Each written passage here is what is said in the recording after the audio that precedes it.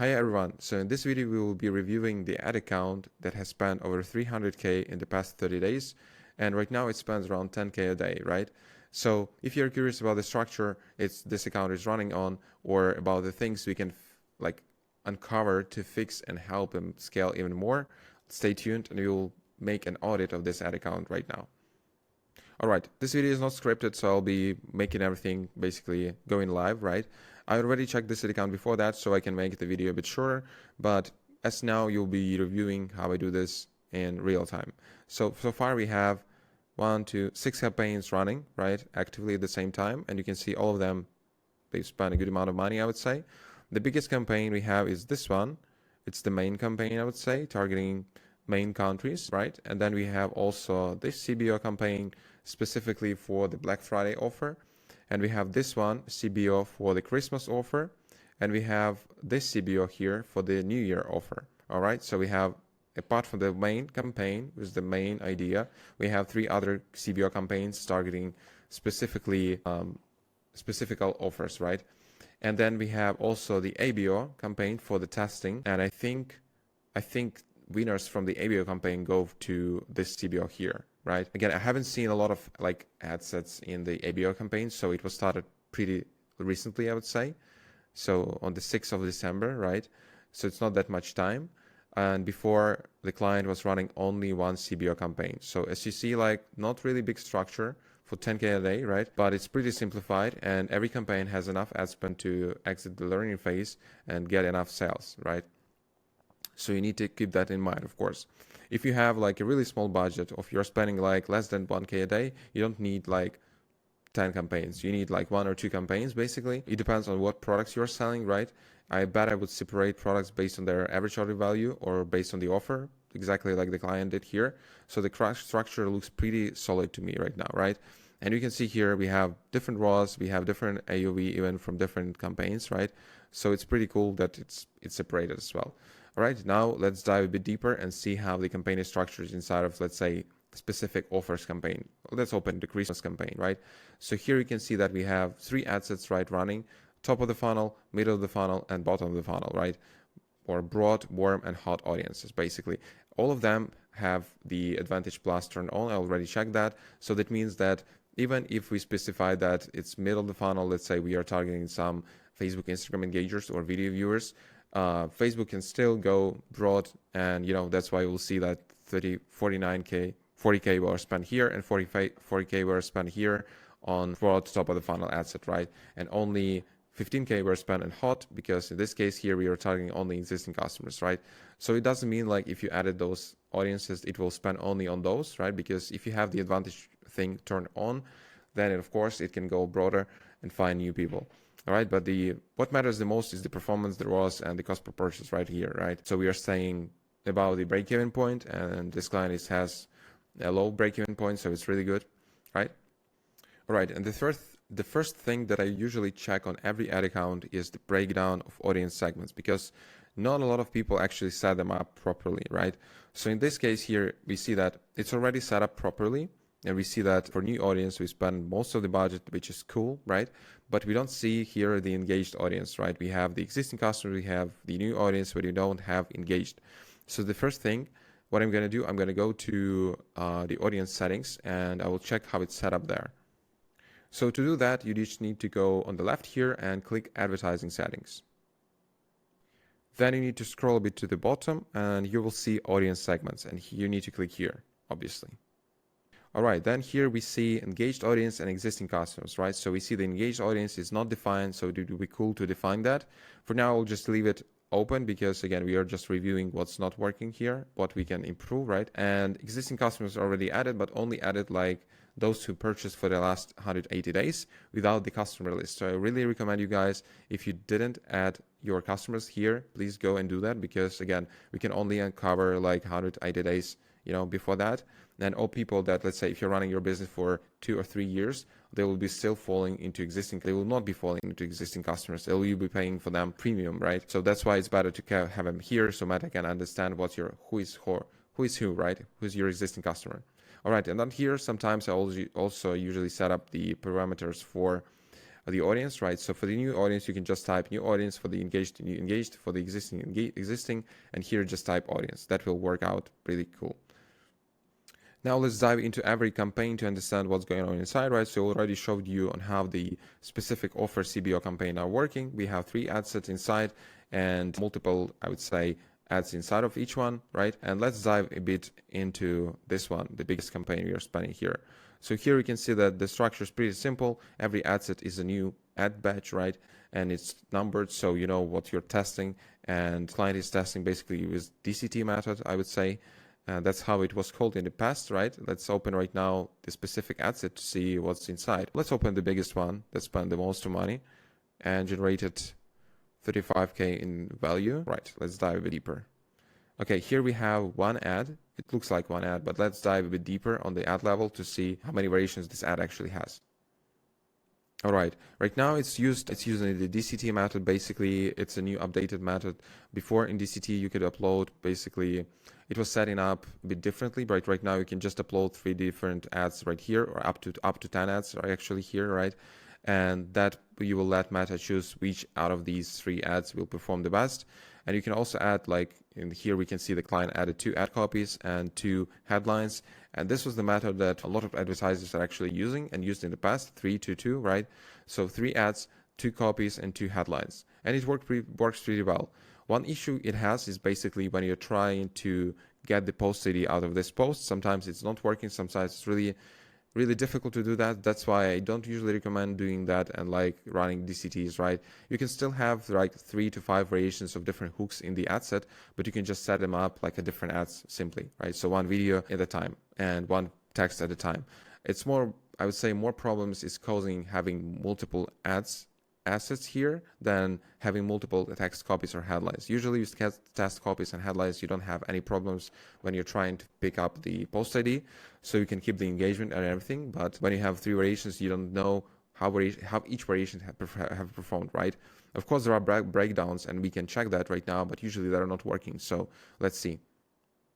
So for example, yes, you have this dynamic creative element, which you can click image, video, and slideshow, but it won't show you anything, right? You can see that here. Let's try something else actually. Maybe I didn't find the proper one. Let's see, delivery, placement, media type, geography, that's not here. All right, yeah, I don't think it's here. Creative, okay, maybe it's here. Flexible format. Single media, unknown, okay. Doesn't give us any information. Original media, related media. As you can see, it's invaluable, basically. It doesn't show anything. So that's why I really recommend you guys to set up this by like having single ad, right? And just having 3 to 5 ads inside of the ad set, because then you can actually see how every ad performed, right? What is the hook rate and hold rate on every ad? What is the cost per click, CTR on every ad, and everything, right? Because right now you're just guessing, you don't know exactly. Of course, you can click like preview right here and, you know, open this one and show the Facebook post with comments. Let's do that. And I would say that in most cases, you will get the exact post that's performing the best with most engagement and most likes and comments and shares and everything, but it's not usually the case, right? So should be mindful of that. And now the question becomes on how to actually grab the post ID from here. So you just need to go on the left, or in my case, right, find the link, and you need to copy the last ID, basically the last digits after the post / something. Usually that works pretty well. And then you go on the ad level, you click add post ID basically from the ad, and you paste it in there, and it should find the right ad for you. But again, it should be, sometimes it doesn't work, so be mindful of that. That's why I usually separate those by single ad posts, so you can actually open the right post for yourself, right, and see how it performed. Honestly, I already love this account because everything is super clean. The structure is clean. The naming conventions are clean as well. Yes, it's not super like detailed on the offer specifically. We just have numbers in there for the specific ads, and it's not understandable like what angle you're testing inside and so on. But it's way better than in like so many other brands running ads right now. So if you want to scale, this is the structure. You can just copy and paste it for your brand. And if it's not working for you, it's not because of the structure. Again, it's because your ads are not selling. It's because you don't have the right offer or the right product, right? So you need to test those and find what's working for you. As you can see in this ad account, we don't see any lookalikes, any interest testing, right? Only broad targeting, and everything works fine. And if you'd say yes, because this ad account has a lot of data and whatever. So this account, this is the first months of running this ad account. You can see the amount of ad spend is 10K, right? And even on this amount of ad spend, you will see the ROAS of 2.3x. This the same campaign, the CBO structure, and it worked fine, right? So it's not the problem, right? The problem is not the platform or the settings, I would say. The problem is mostly the ads or the offer you're running, okay? So again, if you're struggling with that, just change the product or change the offer. Try to make it more valuable. So try to increase the average order value as well. You can see that it's 43 euros right here. Right now it's even more. So client definitely they did some work on the background and basically improving the offer and improving the average order value, right? So, and of course, when you're scaling, the ROAS drops. So I would say right now they're a pretty good spot, especially for the last 30 days, right? Keeping the ROAS at 1.7, I think, around that on the front end, right? Because again, we are paying mostly for new customers, and if you have the repeat purchase rate of up to 30%, then you're in a good space, in a good position, right? Because your existing customers are generating money for you as well from email marketing or whatever, what's not. All right, now let's go to the second thing that I really like to check, because again, you can only do so much here, but usually I use reports a lot. So just click create new report from here, and let's see what we have. What I always check is the monthly performance starting for the past year, last 12 months, right? So we can see how the ad account performed, how this business performed over the past few months to understand the pacing and the goals and everything and how it changed. So we can see that this account started in the first month of just 1,000 euros ad spend. Then the next month 10,000, then 24, 40, 40, 44, 60, 150, 175, and 325. Basically, I would say that's really good scale for just just a few months, not a few, but like 10 months. That's pretty good scale. So the reason for this scale is, again, is the good offer, the good angle, and a lot of testing, right? We've seen that. And you can see that ROAS actually is dropping after you start scaling, right? So of course your contribution margin will be dropping as well. So you need, but you're at the same time, you're getting more sales. So you need to calculate that as well. Let me know if you need any specific calculator for that, for the contribution margin, right? That will also allow you to see, in, like, let's say if you want to get 200K out of your business every month, or 100K out of your business, or 10K, whatever. That will show you on what ROAS you need to get, basically the minimum ROAS you need to get to have that profit, okay, based on the previous performance. Really important thing is actually to click here and select the sales objective, because again, I'm not sure what other campaign times client had run. Let's select sales, apply.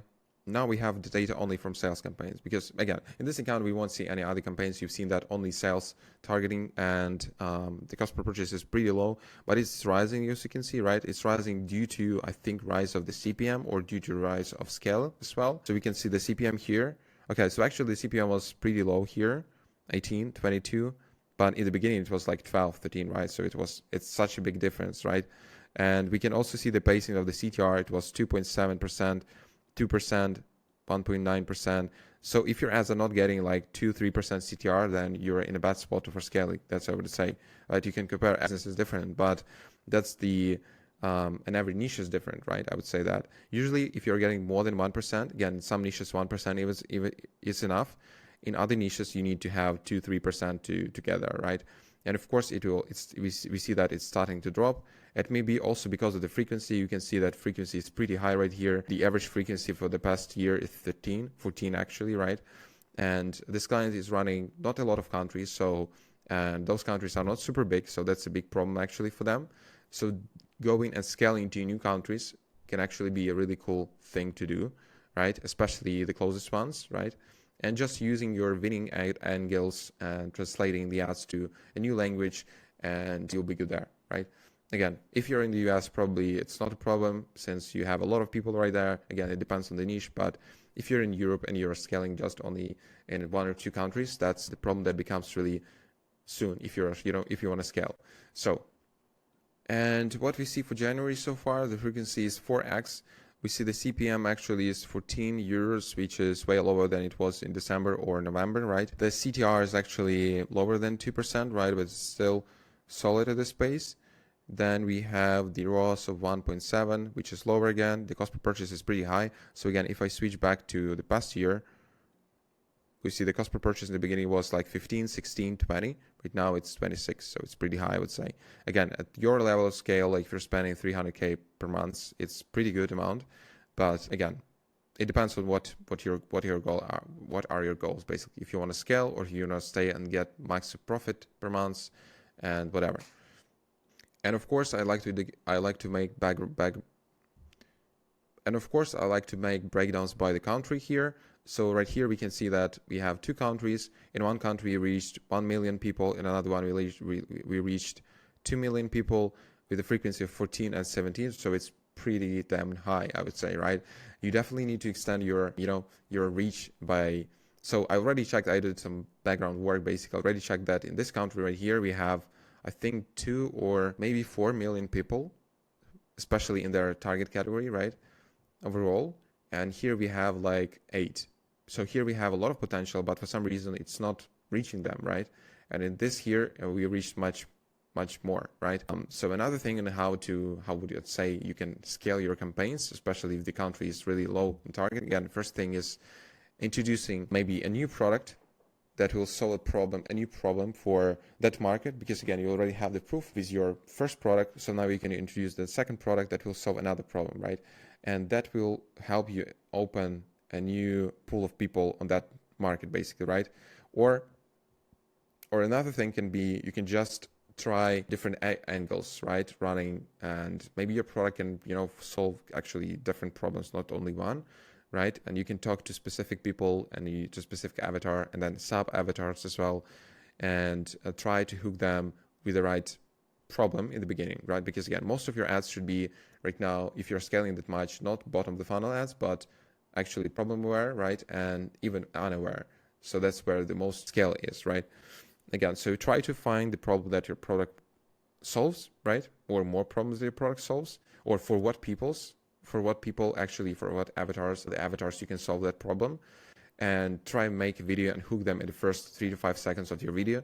And then see, that will help you actually reach more people and scale more on the same countries, right? Because if you're running the same kind of avatar, the same kind of angle, you will still be reaching the same people and the frequency will rise, right? You can see here, right?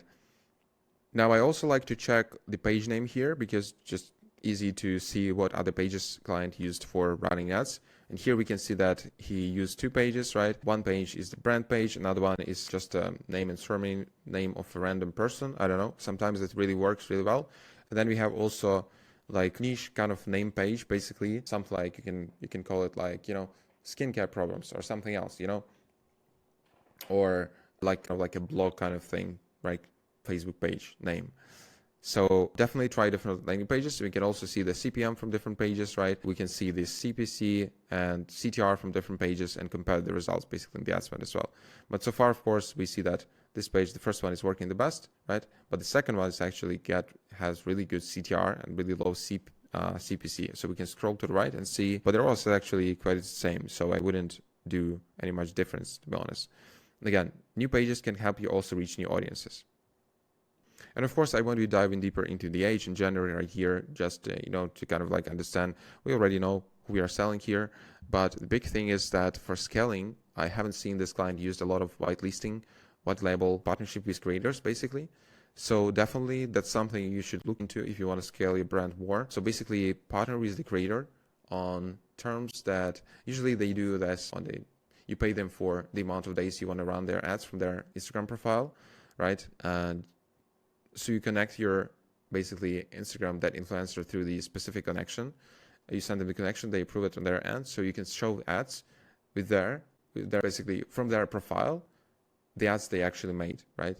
And it's worth to pay them, and usually they charge per 30-day, let's say, of running ads, they charge some amount of money. Sometimes it's really expensive, but it really gives you value. It depends on what type of influencer, what scale of influencer you're working with, right? How many followers they have and what's not. But this will definitely help you reach more people, because again, people trust that influencer, they follow them. And if he talks about a product, again, it's much better. They will appear. You will kind of, first of all, what Meta usually does, it jumps even if you start running broad Advantage Plus campaigns. First of all, it jumps into the warmest audience, right, to get the most sales first, right? I would say top of the pie, and usually those people are your Instagram or Facebook subscribers or followers, right? So that's why like using influencer ad accounts, not ad accounts, but profiles, will help you actually show ads specifically to their audiences, right? But you really need to be sure you're selecting the right influencers for your campaigns. Another thing is, I know client mentioned that he's tested some landing pages. In this case here, we won't be able to see the breakdown. Let me see, actually, I didn't actually ever do this here. Landing page views, I think, okay. We have another actually thing that helps us drop down all the landing pages that were running for this page. So we will be able to see, so far I saw like only 2 pages were tested, the product page and one listicle as well. And another one I've seen was the product page, the collection page, right? And definitely if you see some ads are working really well for you, just create landing pages for the specific ads, right? So the same avatar, the same angle, all like completes on the landing page, not only on the ad itself, right? So people, when it's like connected together, right? After watching the ad, they fall onto the same funnel and the conversion rate will be much higher. Again, another thing in how we usually recommend clients to scale their campaigns, if they're already reaching a lot of frequency, right? And we have another calculator. I've showed you another video, basically. You can check on YouTube on how to calculate the new reach for your brand. And this brand was really struggling. We checked basically, and they were paying like a lot of money. I think a lot more than 500,000 new reach back then.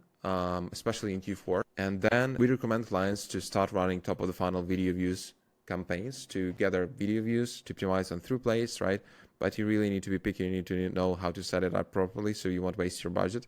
And then retarget 75% of video viewers with your sales campaigns. Again, for this client, for example, he can easily spend 100 euros per day basically running those campaigns. This will help him also open new pools of people for his sales campaigns, because not many people, again, who are people that are buying, right? Meta is charging premium for them, premium CPM, right? Otherwise, they wouldn't be charging that premium CPM if Meta wouldn't have data that those people are buying.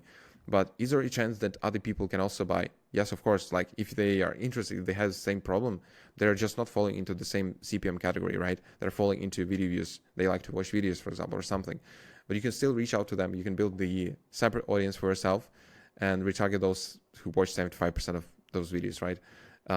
You can even do like multi-stage by firstly running top of the funnel campaigns, then running other campaign to optimize landing pages or on add to carts, let's say, and then retarget those for sales, right? On all of them for sales, for example. And another really, really important thing I would like to mention is that check your comments under the ads.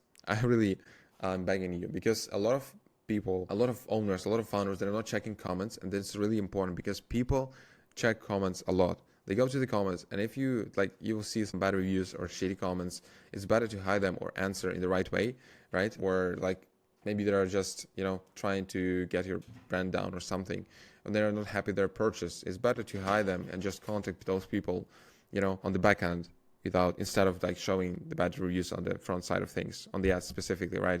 Because your ad then is not working well. It will stop working. And okay, just to summarize everything, another thing in how I would scale this ad account is setting up a new ad account, because again, we also seen that a new ad account can also help to scale your brand more. You can also use a new ad account for a nice strategy. For example, this ad account can be used for just lowest cost approach, right? Another ad account can be used for only cost caps.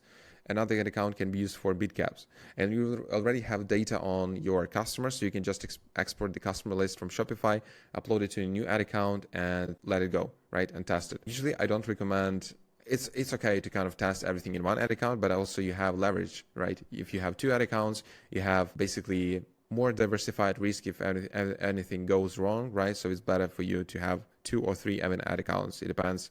Or even separate ad account for a separate country. That's also recommended, right? Or for a separate strategy, right? As I said, cost caps or bid caps. Another thing that I always recommend clients to check, or when you're auditing your ad account, right? Or your client's ad account, is to go to the events manager and check if it's set up properly, if the event match quality is good. Right here we have 9.3 out of 10. That's good enough. You don't need to even the standard Shopify connection with the conversion API, right? You need to make sure you selected maximum connection, maximum data transferring basically from Shopify to Pixel here. And if it's set, you are good enough. You don't need those and other tools, apps or something that are selling you that will help you increase that trust. You don't need that. If you have 9 here or 8.9 even, that's still good enough to get enough data quality on Meta, all right? So just save your money. Then also go to settings and always check if you have automatic website match turned on here and you have all fields on, right? That's really important because a lot of brands are missing here and not even figuring this out after running ads. This is really important that you transfer as much data as possible to Meta. And again, another thing is to create an allow list for your domains. So you're actually sending data from only verified domains because there are some things that you can, like some other, people can trigger that and send some shitty domains to your pixel. So, or just even steal your pixel because it's available for everyone basically and install on their website. So don't do that. Just verify domain and add them in the allow list right here. So only the verified domains are getting data. If you want to ask me what type of ads are working on this account, of course I can't show you ads because of the NDA, right?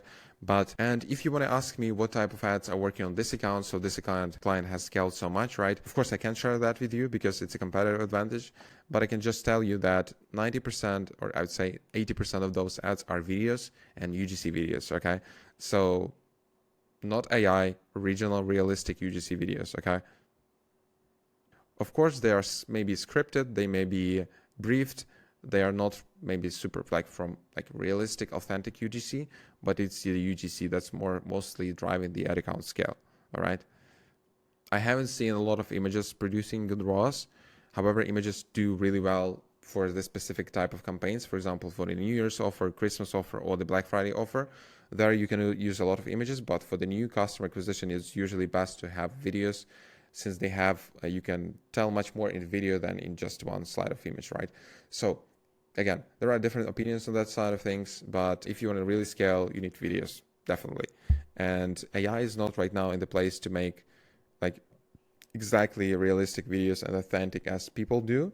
They are close, but it's not that there yet, and you can get some really bad comments, people can understand. It depends on what market you're trying to sell to.